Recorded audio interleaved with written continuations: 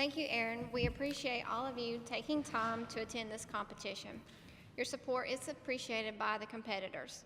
Competitors, please come take your seat. Writing is allowed after all competitors have been seated. As our room chairman has mentioned, the competitors have been briefed on the competition and realize that their general discussion should be directed toward each other rather than the audience. In my role as moderator, I will not attempt to control or direct the discussion. Remember, the discussion is meant to simulate a committee meeting, not a panel discussion with point, counterpoint, and an active moderator. As such, I will not intervene unless or until despairing or inappropriate remarks are made. With that in mind, the burden is on the competitors to moderate themselves and conduct themselves in a cooperative and congenial manner. Competitors, congratulations on your advancement to the final round. The competitors are Josh Warren, Jacob Morgan, Bill Walker, Edward Olive. We will begin the discussion with a 30-second opening statement for each competitor. Following the opening statement will be 30 minutes of open discussion, followed by 1 minute of quiet time for the competitors to prepare their 1-minute closing statement. Competitors, in voluntary order, make your 30-second opening statement. Please stand and direct your opening statement to the audience. The timer will indicate when your 30 seconds have elapsed by standing. You may now begin. U.S. agriculture plays a large role in the U.S. economy. Therefore, we have an opportunity to stimulate the economy. I feel the best way to do this is through innovation. If we can create products that use the entire portion of the crop, that will increase revenues, create extra industries, as well as creating jobs. I'm interested to see what the rest of the participants here have as ideas to help stimulate the economy.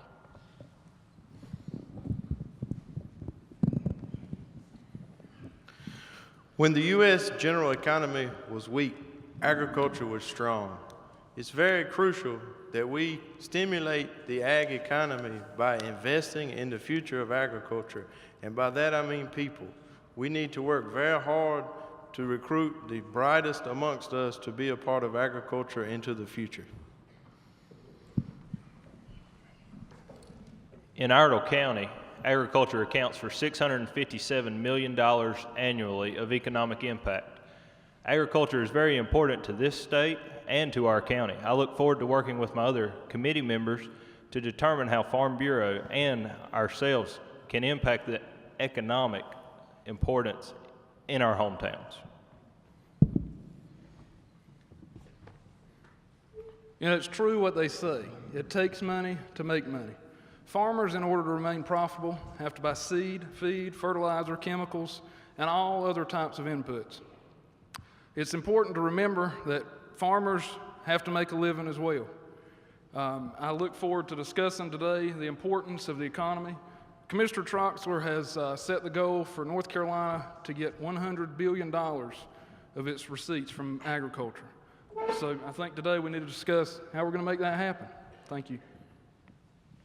You have heard the opening statements. The competitors may now proceed with the discussion. Competitors, please direct your discussion to your fellow panel members. As I stated in my opening statement, I think innovation is really going to be where we can make a big dent and stimulate the economy. For instance, Sweet Potatoes, I believe, has done a good job at doing this. They create chips, sweet potato chips. Sweet Potatoes done a good job of kind of pushing that into the marketplace and providing the information about the value of sweet potato chips, which aren't your usual type of chip, as well as fries, sweet potato fries. And something else they've kind of gotten into is vodka, sweet potato vodka, which is a product we wouldn't normally associate with sweet potatoes, as well as a puree. So I think looking at innovation and how we can use the entire part of the crop, or maybe a part that's being used but it's very low value, how we can increase the value of those parts of the crop would help create industry that creates jobs, and it brings more money into the farmer's pocket that he can reinvest into things such as seed and feed, like you were talking about, Edward. Are there any ideas on innovations that we could use as farmers to help stimulate the economy?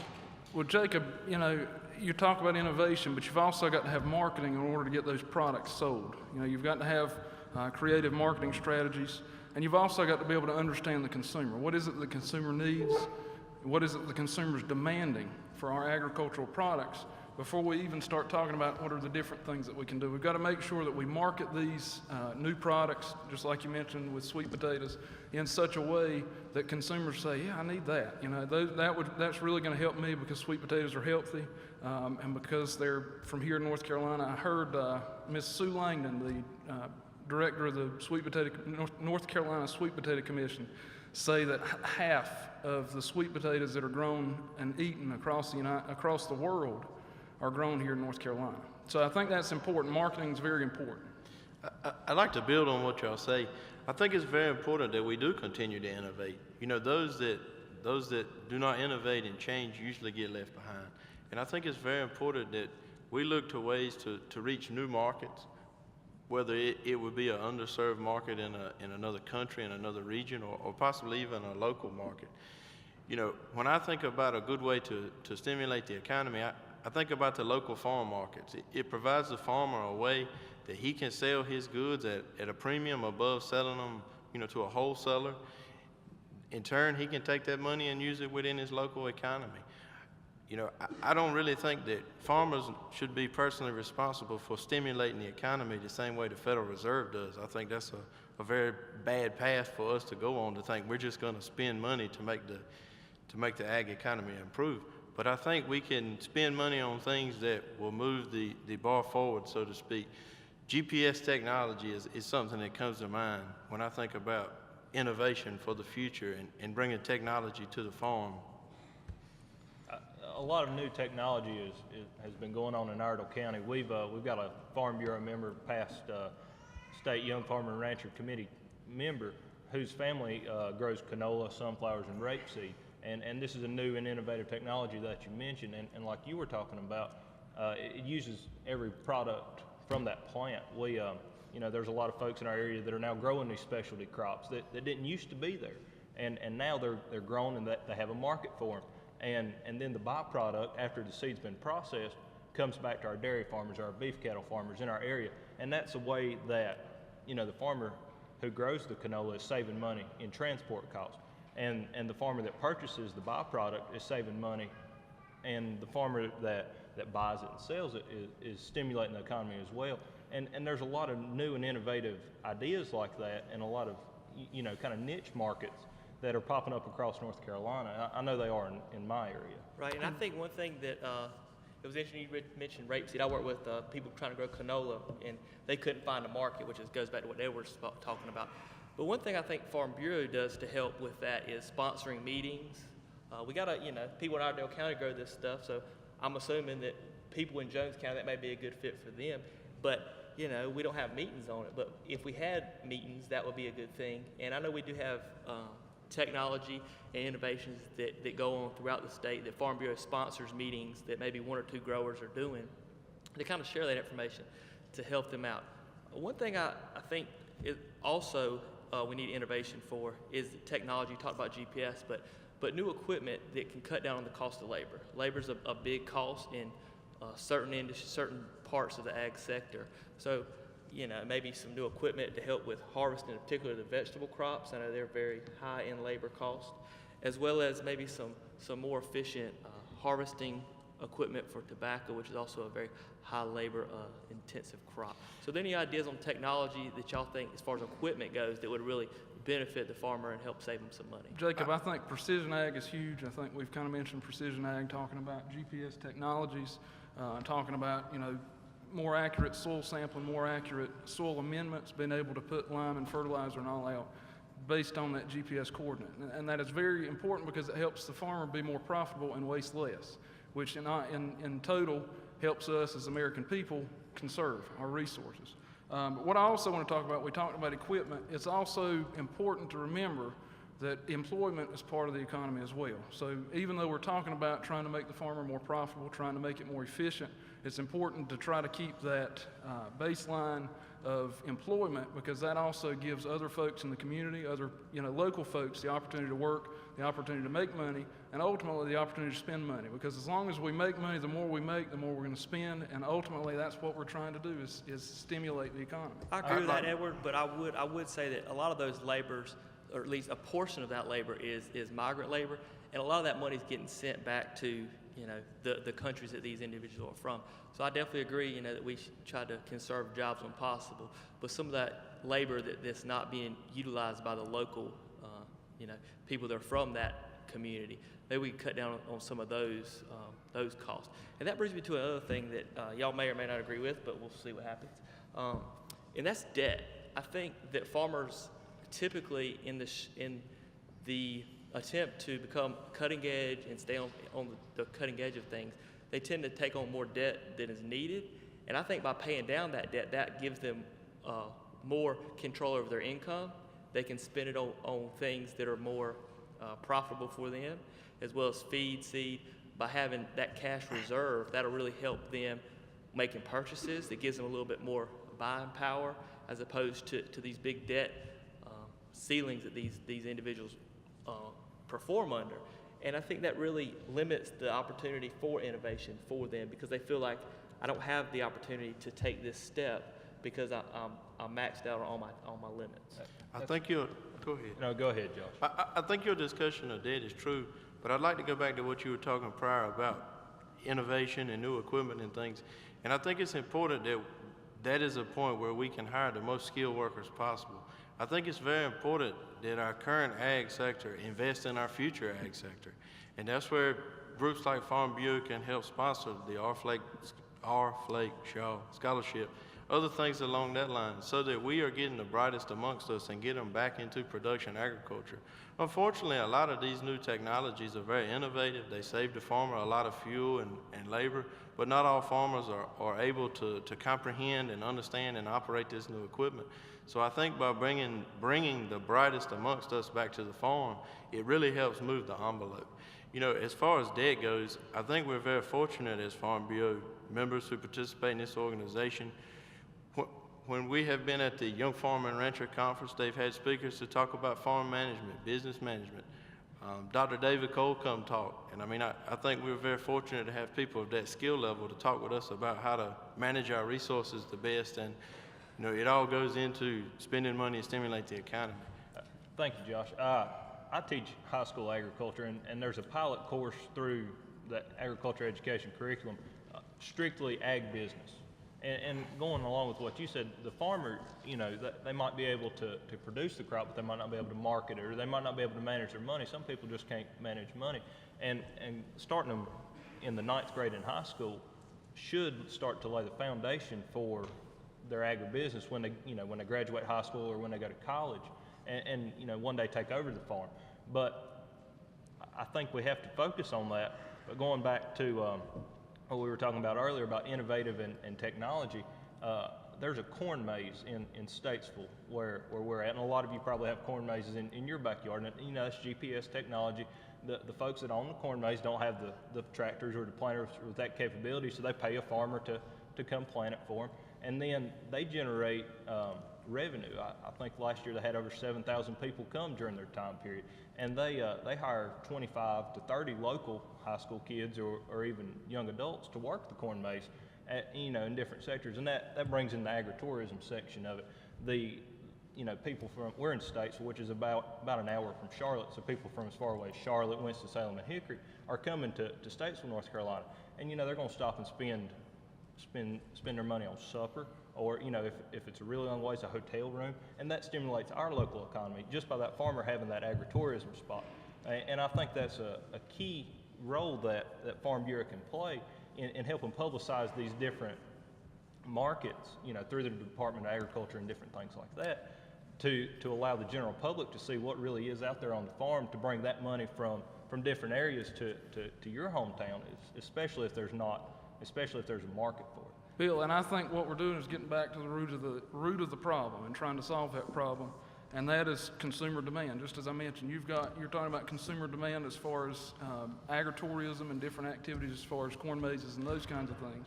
I was fortunate enough, as I think I've talked with most of you about it, but fortunate enough to work with the North Carolina Department of Agriculture for a short time after I graduated from college. And while I was there, I worked with the domestic marketing group. I worked with the Got to BNC program. And what a huge program that is, to have 2,000 different North Carolina companies, different North Carolina farms, that want that got to be NC label on their product so that whenever they go out, whenever they sell their product, the consumers are seeing that. Consumers are seeing that and understanding that that is a North Carolina product, and they trust that. We've got to gain trust. You know, we talked about marketing earlier. We've got to gain trust with the consumers so that they will trust us as far as, I know we talked about sweet potato fries and all those kinds of things earlier. It's important to gain that credibility while we're marketing our products as well. I think some of the things that we've talked about on the cost side of things as far as profitability goes, and it's really important, in my opinion, in U.S. agriculture that we remain profitable and become more profitable. That's the way we're really going to stimulate the economy, by putting money back into seed, feed, hiring more people, expanding our operation, having a corn maze, that sort of thing. I think the other side of that profitability is the yield. We need to increase yields. That increases profitability. Costs are important, but if I can double my yields, then that makes me a lot of money. So, you know, obviously biotechnology increases yield, and then Roundup resistant technologies, those types of technologies. So I know those are some things that are going to increase yield, but is there any other technology type things as far as biotechnology goes that y'all can think of that may increase the yield side of that equation to help increase the profitability so we can reinvest that money into the economy?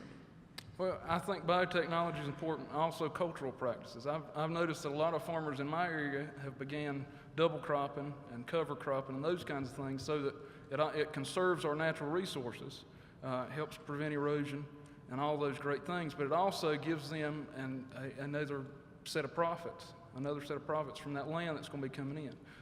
You know, I've seen some folks in my area that have gone into different livestock operations. Another thing is local agriculture. I mean, that's so important right now. So many people are jumping on the bandwagon and wanting to be a part, wanting to know where their food comes from. They want to know who produces their food. I saw Farm Bureau has been a part of the Food Dialogues. Actually, it was an initiative taken on by North Carolina Animal Ag Coalition, but that was an opportunity for consumers to meet and understand their producers, ag producers, and understand what it is that's going on. So, you know, again, I think it's just a great opportunity to increase yields, increase the markets with the double cropping and those kinds of things, and also increase the demand from the consumer. Serving the local markets that you were talking about, Edward, I'd like to also build on something Bill said. When we market local, we have a lot of local help. That helps stimulate the local economy. We're keeping the money within our own economy. You know, I think it's well understood in a lot of operations, you certainly may have to have some outside help, but where available, when you can keep it in the local economy, it's certainly a stimulus. Also, you were talking about with the local economy, it gives us an opportunity to tell our story. And that builds on what you were saying about helping gain the customer's trust or the general public. You know, we should never pass up an opportunity to tell our story of agriculture. There's so few of us, and we've got to stick together. And I think through groups like Farm Bureau, we're able to get help telling our story. Farm Bureau in my county helped sponsor the local farmers market. I mean, it wasn't they didn't build it, but they helped. Any little thing helps, and the local farmers are very much appreciative of it. Josh, I agree with that. And something else I think Farm Bureau has helped with and will help increase and stimulate the economy is farm transitions. We have a lot of farms that get sold because no one in that farm wants to continue farming.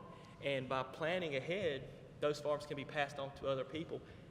Or in the case of some instances, there's a lot of infighting or there's not a good plan. People want to continue to farm, but the siblings don't get along, or they haven't been explained what the original owner wants done with the property. So then they end up having to get into a big legal battle, and then they end up having to sell the farm, which goes into houses or something like that, which decreases the amount of agriculture we have and the impact that we have in the county, on the state level, and on the national level. And so a farm transition is something that Farm Bureau has sponsored, and I think that planning could go a long way in the long view of increasing the profitability and the impact that agriculture has on the U.S. economy. I want to touch on one other thing about getting the consumers' trust, and that goes with food safety. The United States has the safest food supply in the world. We're importing a lot of food from other places. And I think by recognizing and pointing that fact out through social media, through interviews, through just telling our story like Josh mentioned, will help promote U.S. agriculture and help keep that money in the United States to continue to build the economy up as opposed to shipping it overseas. To piggyback off what you're saying, Jacob, Americans spend less per dollar than anybody else in the world. And really, if you look at the economic crisis that we've been in since 2008, the price for food, although it has went up, it really has not, jumped dramatically like it could have, or in our case, maybe like it should have to support some farmers. But, with the general population only spending 7% of their income on food, that's stimulating the economy, because that allows that other 93% to be spent on other things like the agritourism, or going out and purchasing new vehicles from the local car dealership. And I think that farmers as a whole, as long as we keep our efficiency and our costs down, and we make some profit, but if we try to keep our customers happy and keep our margin of error lower, then I think we're going to stimulate the economy that way, because they're going to have more disposable income that they can spend on other things besides food. Right, and one thing, speaking of technology and jobs, I just thought of this, that we may get rid of some farm laborers by getting a piece of equipment that really cuts down on the need for that labor. However, we're also supporting skilled positions, like Josh was saying, for welders, for mechanics. They had to have somebody to work on this equipment. And farmers are jacks of all trades, so they can do kind of the general maintenance type things. However, there's a lot of John Deere trucks running around. They're working on equipment, and those are valuable jobs. They're producing good income for those workers. And so I think by using technology in that sense, we can increase jobs and increase the economic stimulation through those payments for their livings. And Jacob, I just want to echo the importance of answering this question. If we don't get on the bandwagon, if we don't try to increase profitability, and create more economic growth, I heard it said, I don't remember who said it, but the truth is we can either do one of two things. We can export our jobs, or we can export our food. I'd rather export our food, because that means more money is coming back to the United States. That means our farmer is getting more money in his pocket, because he's being more profitable, because we've got a market wherever it may be, across seas or maybe domestically, but there's a market for that farmer's product. So I think that's important too to remember. If we want to keep this thing up, we need to jump on the bandwagon and be sure that we've got, Farm Bureau works very hard with elected officials to be sure that we've got the support. I've read, and I don't want to get off topic, but just to mention one thing, the Food and Safety Modernization Act, there's no telling if it goes through like it is. And I know Farm Bureau, as well as the Commissioner's Office and a lot of other organizations, are working hard to make sure that that's something realistic. But if it goes through the way it is, there's no telling how many businesses, I can speak for Eastern North Carolina, that are going to be affected and essentially go out of business because of it. And I would think, Edward, that is not the stimulus we want, creating more regulations, more people to come inspect our farms and things like that. I think it's very important that we be proactive. When you invest in your local economy and hire good people, you don't have to worry so much about food safety issues. You don't have to worry so much about legalization issues. And I think all that goes to help us be more productive. It goes to help us people have a more positive image of agriculture. Bill, you were talking earlier about the portion of the household income that's spent on food. And, unfortunately, as farmers, we're our own worst enemy. We get better at what we do. We make 200 bushels of corn to the acre as opposed to 100, and everything in life revolves around supply and demand.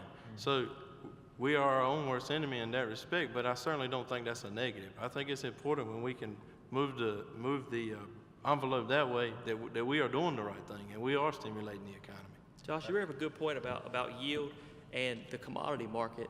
And that brings me to the point that maybe some things we need to focus on, or some ideas I'd like to hear from y'all, are some high-value crops. We grow tobacco around us, we grow a few vegetables, but what are some other high-value crops that maybe we could transition into at least a portion of our acreage to help increase the profitability of the operation? In one of our earlier discussions, we talked about niche markets and organic farms and small-scale farms, and I think organic is certainly a niche, high-value market, without a doubt. When a man can get, 2 or 3 times the normal asking price for his commodity, that will certainly help stimulate the economy. anytime we can transition into those crops, I think it's good for the producer individually, and I think it's also good for the industry as a whole. What do you think, Bill?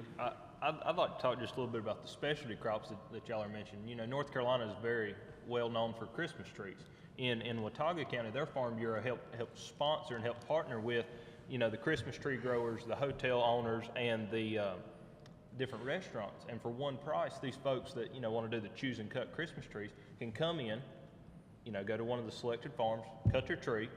They have a one-night stay in Boone, and they get to eat at one of the local restaurants there. And I think that's a way that Farm Bureau can help sponsor with the niche markets and the specialty crops to help us, to help the local farmer, because that money that you know, that the farmer gets, that the hotel owner gets, that the restaurant owner gets, you know, the gas station they stop at and buy gas when they're coming in, all that goes into that local economy there. And I think that's a way that Farm Bureau can really help, you know, the local farmer.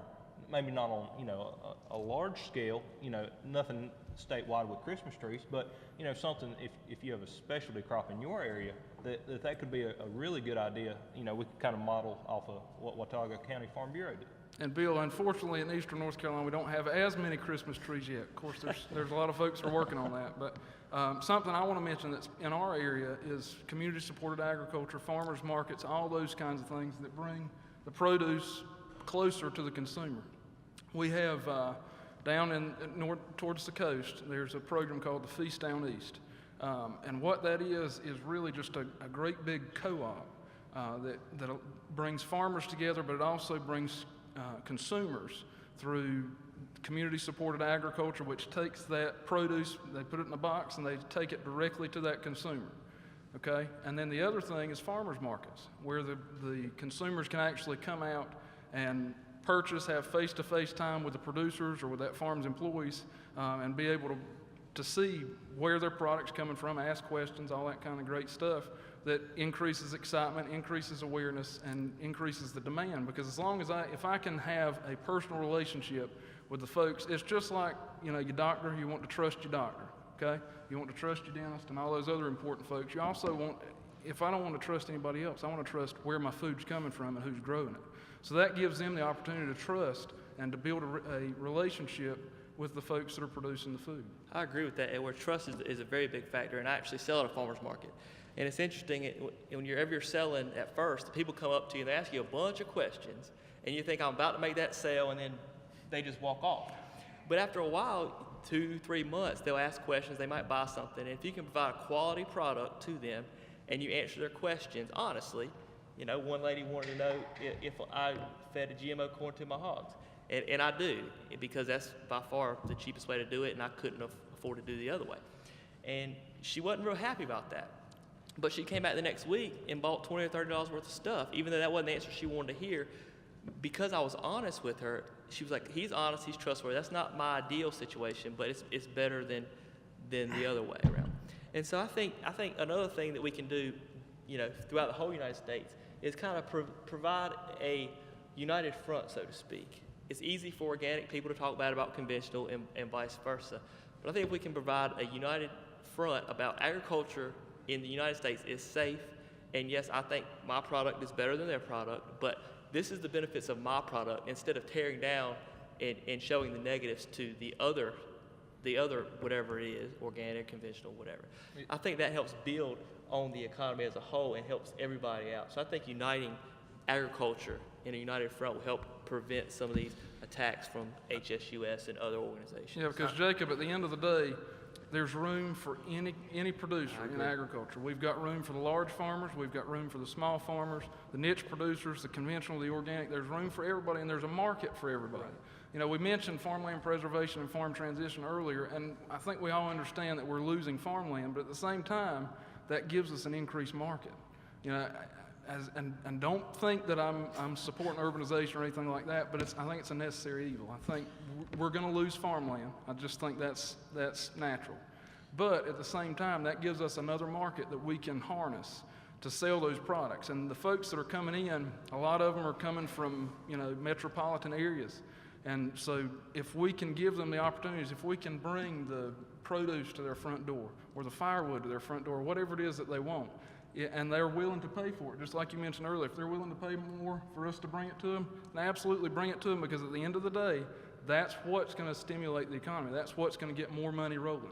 If they've got it to spend, let's take it. Yeah, I think innovation in finding markets and then meeting those markets. You know, there's plenty of markets out there that haven't been met, and agriculture is right next door to help meet those markets. But I think having the courage to step out and take a risk, so to speak, and I wouldn't go out and plant 100 acres of watermelons tomorrow to sell them, but, you know, planting an acre and seeing if you can do it, or planting a few vegetables and trying a CSA, or, you know, some Christmas trees, or whatever the opportunity is. And I think Farm Bureau gives us the courage through things like the discussion meet to have that. And they help us at the local level, you know, with sponsorship of the farmers markets and through different classes and farm field days and things of that nature that really do stimulate the local economy, because as Jacob mentioned, people are willing, well, hey, maybe I can do that on my farm. You know, if it's working, maybe I can try that. And I think that we need to rely on Farm Bureau as a united front with our congressmen and with other elected officials to ensure that we don't have excessive regulation, so that we can stimulate the economy, and to ensure that we have infrastructure so that we can get our products to market, you know, railways, interstates, different things of that nature. We need to stand united, and we need to have a solid voice for agriculture, and I think Farm Bureau is an excellent avenue to do that. I agree with you. Sorry, go ahead. Go ahead. I agree with you, Bill, and I'd like to build on what you were saying earlier about the urbanization of what we're familiar with. That gives us a very unique opportunity for the CSAs, for the niche markets. You said all that, but I think it's important. We don't have to like it, but we can embrace it. Right. You know, we can use this as our new market, because those people are going to eat. You know, they're going to eat something, and a lot of people that move to the country from the city maybe have a little higher income, especially in my area. They come from RTP, have a little higher income. They don't mind paying a little more to know that their food is local. That is a very easy way to stimulate the economy. Receive more for what you sell. One thing that I think at least North Carolina does well that helps farmers already is the tax exempt status.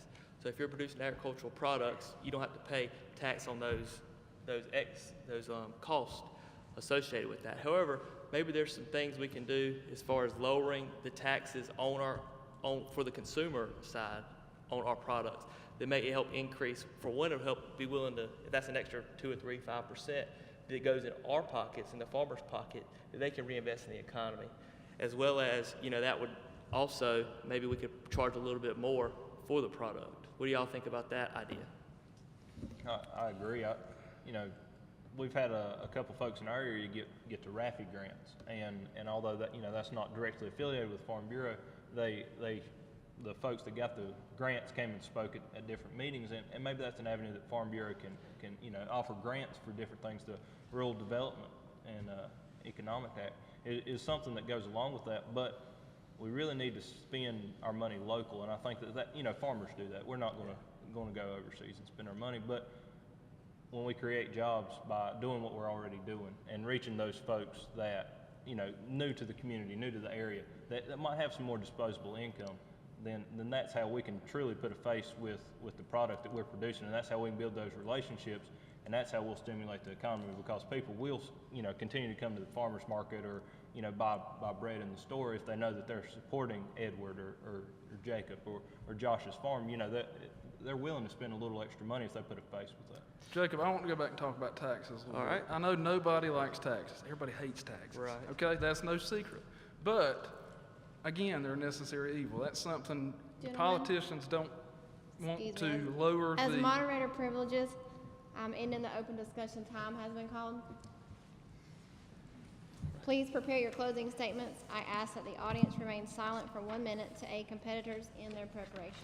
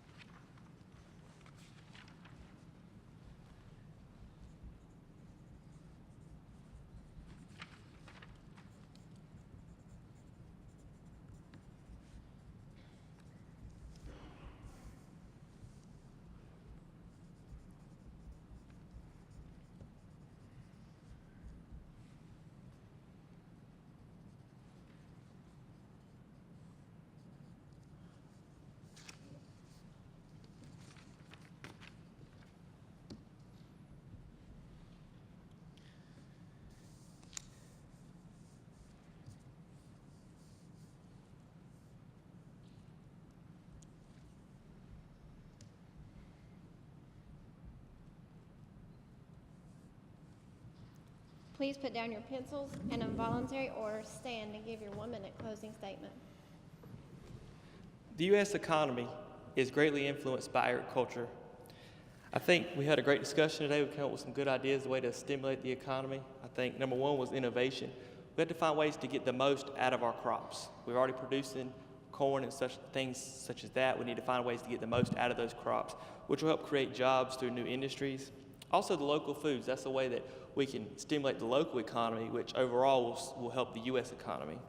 And that goes to high-value crops, such as produce, Christmas trees, even agritourism would probably fit in that. And then last, marketing these products. We need to be able to market and find markets that we can take advantage of to help increase the profitability of the farmer and therefore increasing the economic stimulus that we can provide.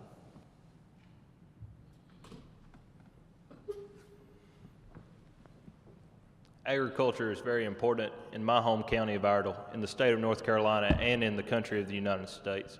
But I think to really stimulate the economy, we must start local. We must spend our money in our communities. We must try new and innovative ideas to generate some economic influence in our communities there. And most importantly, we need to partner with organizations such as Farm Bureau for new ideas and to gain the confidence to try new things like the discussion meet or the Young Farmer and Rancher community, or the Young Farmer and Rancher Committee. And I think that as a collaborative effort, agriculture is stimulating the economy, and I've thoroughly enjoyed discussing how important the economy is in each of our areas today, and I look forward to taking some of this information back to our Young Farmer and Rancher group, and hopefully we can stimulate the economy in Statesville, North Carolina.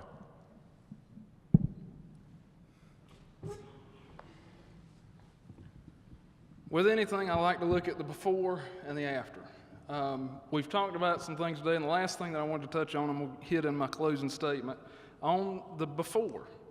We've got to have research to get the innovation in. We've got to have research to increase the yields, to be able to grow more on the less land that we're going to end up having as the population increases. And on the after, we need to be able to market the products. We need to be able to have, be willing to take advantage of those products that we're going to have and be sure that we've got a market to sell those. Farm Bureau does a great job partnering with the North Carolina Department of Agriculture and other groups and organizations to help make this true. But I think it's also important for us to continue ourselves to support North Carolina agriculture and just to continue increasing the trust to be sure that we as North Carolinians and as North Carolina agriculture folks are believing in what we have and are developing a crop, growing a crop, and feeding people with what we trust. Agriculture is certainly a bright spot in the general economy. In order to keep it a bright spot in the economy, it's very important that we invest in our future, whether it be investing in new people to come back to the farm, investing in new technologies, or investing in local farm markets where we can market our product for more profitability. We're very fortunate that we have Farm Bureau to help sponsor local farmers markets or to sponsor meetings such as this where we can learn how to be a part of the future. Farm Bureau sponsors the R. Flake Shaw Scholarship, and we should continue to follow their lead. Let's show these competitors our appreciation for a job well done. At this time, I can turn control over to Aaron Broom, Chairman.